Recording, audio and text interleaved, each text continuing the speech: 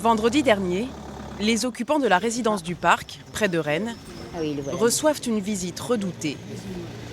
Celle des gendarmes qui escortent cet homme barbu, un huissier de justice.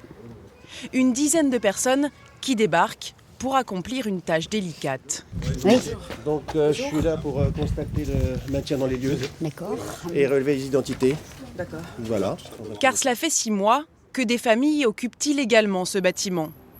Une ancienne maison de retraite qui devait être rénovée. Ces familles sont donc des squatteurs.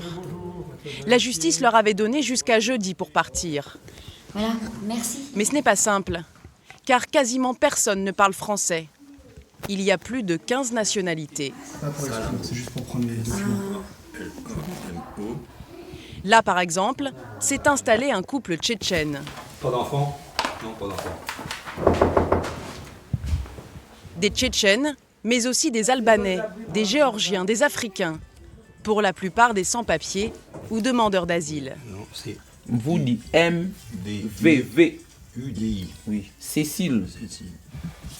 Aucun adulte, aucun enfant n'échappe à ce contrôle minutieux. Ici, une famille arménienne. Carte d'identité. Carte. Carte d'identité. S'il vous plaît. Ce débarquement en force, c'est ce que ces squatteurs craignaient le plus. Car cette visite laisse présager une expulsion imminente. La famille Dalai est arrivée en France il y a 2 ans de Mongolie, un pays entre la Chine et la Russie. Vous êtes un peu inquiète? Oui. Si vous êtes expulsé, vous allez faire comment? Je ne sais pas.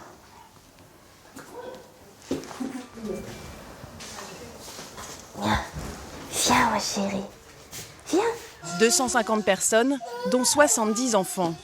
Malgré la trêve hivernale, ils sont expulsables depuis vendredi. Ils vivent leur dernier jour dans le plus grand squat de France. Il est situé au cœur d'une commune tranquille de 9000 habitants, à une dizaine de kilomètres de Rennes en Bretagne. Ici, vivent essentiellement des familles et des retraités. Alors comment cette petite ville, bien loin des troubles qui agitent la planète, s'est-elle retrouvée avec 250 demandeurs d'asile sur les bras? Ce soir-là, dans l'ancienne maison de retraite, il y a urgence. On a les 2 familles d'hier soir à loger, mais en plus, les Roumains qui ont été virés de l'hôtel. Et ils sont 12. Des Mongols et des Roumains. Au total, 20 personnes à caser. Car les sans-abri continuent malgré tout d'affluer. Ils arrivent de Rennes, où ils vivaient entre la rue et les foyers d'urgence. Mais les militants bretons du droit au logement sont particulièrement actifs.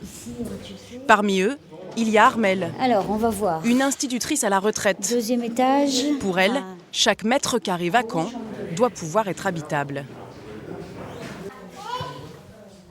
Bonjour. Bonjour. J'ai entendu dire qu'il y avait une pièce vide quelque part à ton étage, là. Bonjour. Ça y est, vous êtes arrivés. Mais le bâtiment est déjà plein à craquer. Alors, vous allez trouver... Et à 22 h, Armelle n'a toujours aucune solution. Ça va? Expulsés la veille d'un autre squat, ils doivent d'abord se contenter de quelques matelas dans un couloir mal éclairé. Armelle finit par dénicher un logement libre au dernier étage pour les familles mongoles et leurs 3 bébés. Un studio avec presque tout le confort moderne. L'office HLM, propriétaire des lieux, n'a jamais coupé l'eau ni l'électricité. Voilà, c'est un appartement typique, vous voyez, avec un petit coin cuisine, là. Tout aménagé. Et puis, voilà, la pièce de vie. Les meubles ont été récupérés à la déchetterie. Il manque tout de même le chauffage et l'eau chaude. C'est une grande salle de bain parce qu'elle était prévue pour des personnes âgées en fauteuil roulant. Donc ça leur donne de l'espace. Donc chacun en fait a son intimité. Voilà. C'est pas un squat comme on peut l'imaginer. Ah, c'est un squat de luxe, on peut dire, puisque chaque famille s'est créé son petit univers. Ok, à demain alors. Hein. Mais dans le squat, ce type d'appartement est réservé aux familles. Au rez-de-chaussée, en plein courant d'air, Hortense, originaire d'Afrique de l'Ouest, a hérité de l'ancienne infirmerie. Célibataire et sans enfant, elle vit dans cette pièce minuscule, aux murs moisis. Mais après avoir connu la rue et le SAMU social, c'est presque un rêve. Ça me suffit largement. Bon. Et il y a une salle de bain à côté, c'est ça? Non, c'est une petite cuisine. Vous pouvez allumer la lumière? Oui, c'est déjà allumé. D'accord. Une cuisine, ou plutôt un placard, avec 2 plaques électriques allumées toute la journée. C'est le seul moyen qu'elle a trouvé pour se chauffer. C'est aussi grâce à ces plaques qu'elle peut se laver à l'eau chaude.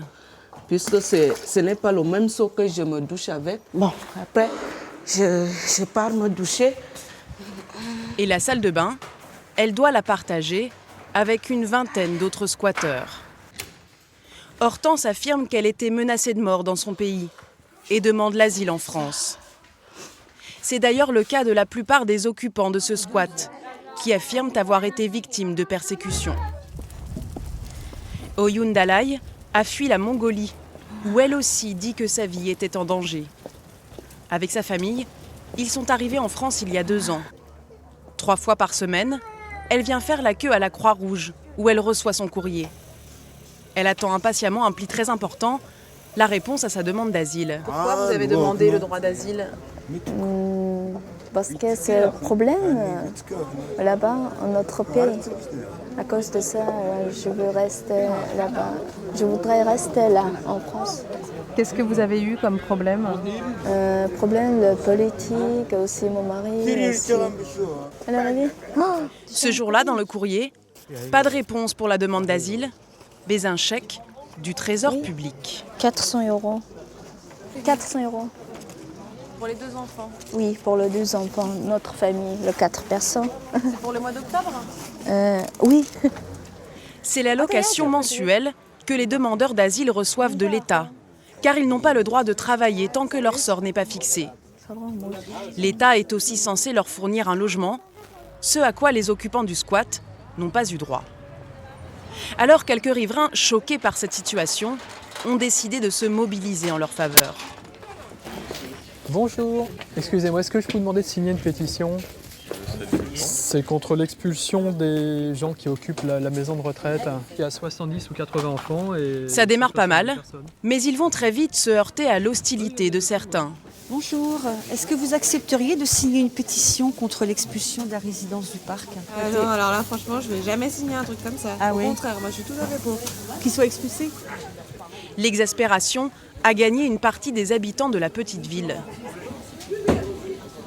Vous êtes un peu au courant? Oui, je suis au courant. D'accord, d'accord. Qui reste là. Ah, bah mais c'est votre opinion et je la respecte et il n'y a pas de souci, madame. On devrait s'occuper des Français qui sont dans la précarité. Mais c'est moins médiatisé. Ils ne devraient même pas être en France, déjà. Hein. On continue à arnaquer les Français pour entretenir des gens on n'a plus les moyens. J'ai rien contre ces gens-là. Dès qu'on dit quelque chose, on est raciste, on n'a plus les moyens. Il faut arrêter. Ça ne va créer que des problèmes. Dans 10 ans, tout le monde va s'entretuer. Mais s'ils sont évacués, ça veut dire qu'ils seront dehors? Mais il y a plein de gens dehors, madame. Dans la petite ville de 9000 habitants, Une trentaine de signatures. les défenseurs des squatteurs recueillent les signatures d'à peine un habitant sur 36. Tu donneras tout ça à... En une semaine, on a 200 signatures.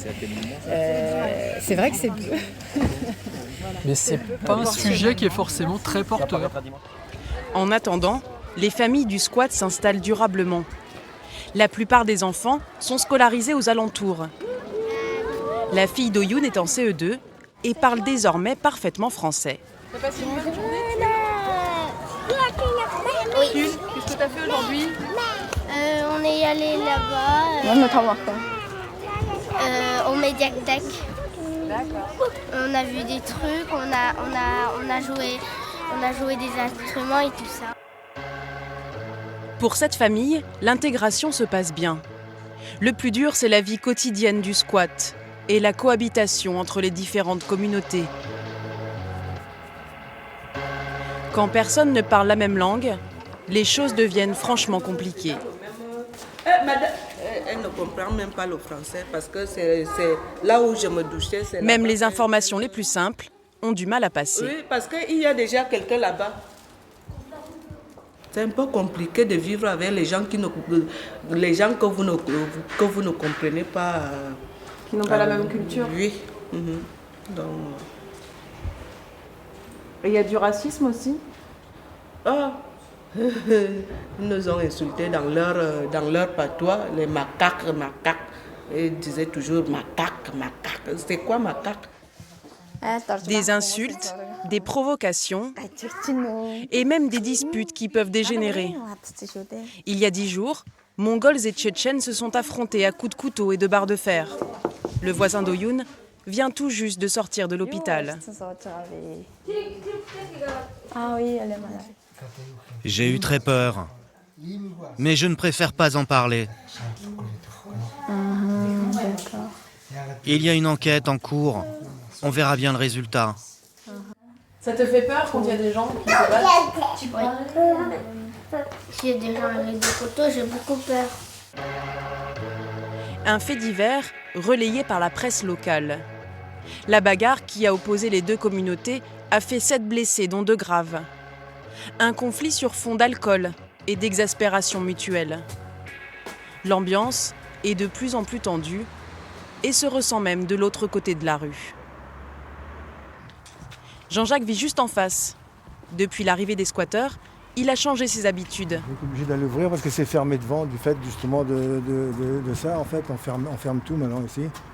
Parce qu'il y a eu des collègues qui se sont fait piquer des légumes dans le jardin. Enfin, Qui se sont fait piquer quoi? Des légumes. Ah. Dans le jardin, ouais, les gens les ont vus, mais bon. Alors moi, maintenant, je me méfie, je ferme tout, quoi. Le retraité est aux premières loges et n'en perd pas une miette. J'ai une vue prenante sur ce qui se passe, quoi. Mais bon, on regarde malgré nous. Hein. Ils sont toujours en train de bricoler les voitures. Ouais. Et si c'est pas en train de tirer sur les morceaux de moteur avec une corde et un camion, et voir le camion faire des soubresauts, ils sont en train de mettre du bruit en fait, c'est ça? Oui, ça fait du bruit, ouais, bien sûr. Ouais. Et même du fond de son salon, il ne peut s'empêcher de jeter un œil à ce qu'il se passe en face. On est à table ici et on voit ce qui se passe. Hein. On voit tout en fait, malgré nous, hein, la télé est là, il se passe quelque chose là, on voit systématiquement, on voit ce qui se passe, quoi. Et les querelles entre squatteurs l'ont déjà réveillé. Ah oui, des cris de femmes et des cris d'hommes, hein. C'est arrivé plusieurs nuits, hein, plusieurs fois, notamment dans le chemin par là. C'est pour ça d'ailleurs que je suis sorti, parce que j'ai dit ils sont en train de s'étriper ou quoi, mais bon. Puis ça s'est calmé sur les coups de 4 h du matin, quoi. Malgré ces nuisances, Jean-Jacques ne souhaite pas qu'on les mette dehors. C'est pas le moment d'expulser les gens là, ils vont aller où? Où ils vont être mis? Où on va les mettre? Hein? À la rue?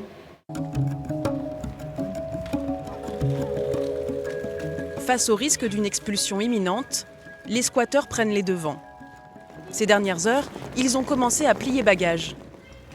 Et les renforts sont arrivés spontanément. Comme la maîtresse de Toul, la petite Mongole. Son garage va leur servir de garde-meuble. Je me sens un peu concernée parce qu'on a un élève dans notre école. Et puis voilà, donc c'est juste une citoyenne qui vient et qui aide, qui donne un petit coup de main. Pour mettre à l'abri les affaires. Voilà. De manière à ce que si la situation se régularise après, ils puissent récupérer leurs affaires et pouvoir redémarrer quelque chose ailleurs, dans un lieu qui sera beaucoup plus facile et où ils pourront construire une nouvelle vie. Cette famille mongole va rester au squat jusqu'au dernier moment. Ils n'ont pour l'instant pas d'autre solution. Pour Hortense, les choses sont différentes. Elle préfère quitter très vite les lieux, avant une nouvelle rencontre avec les gendarmes. Vous en avez marre de cette vie-là? Oui, des fois. Mais l'autre fois, j'ai dit que c'est la vie.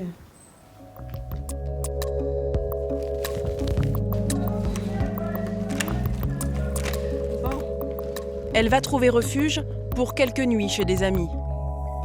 Une solution temporaire avant de reprendre sa vie d'errance. Selon la préfecture, l'expulsion du plus grand squat de France devrait intervenir dans les prochains jours.